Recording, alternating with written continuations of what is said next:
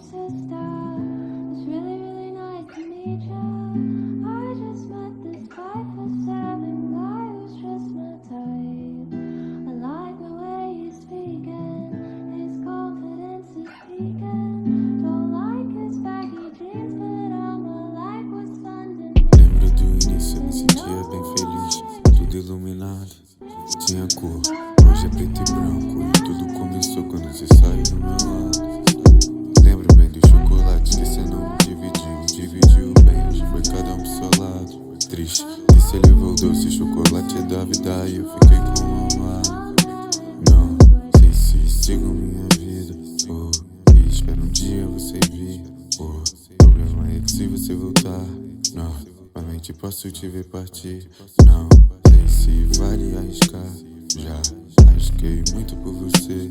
Não sei se a gente foi amor ou momentos eternos de prazer. Cansei de promessas, juras e coisas que não sabe cumprir.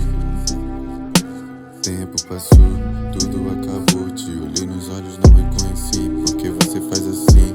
Porque ainda me liga e de sentir falta do que viveu entre nós. Sua vida siga e essa canção vai ser a única maneira de você conseguir ouvir minha voz. Só lembro da sua voz, já rasguei todos os retratos. Ando sonhando acordado, mas são apenas relatos. E nós, saudade no peito define o momento. A sós, a gente fazia o melhor momento. E hoje, só restam lembranças da vida sem cor.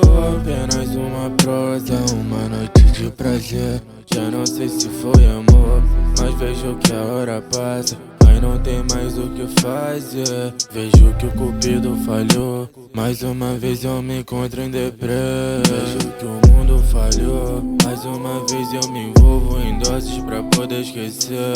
Poder sarar essa dor é o destino disso acontecer. Tô preso em memórias perdidas num loop infinito. Essa vida é os braços de quem você tenta esquecer.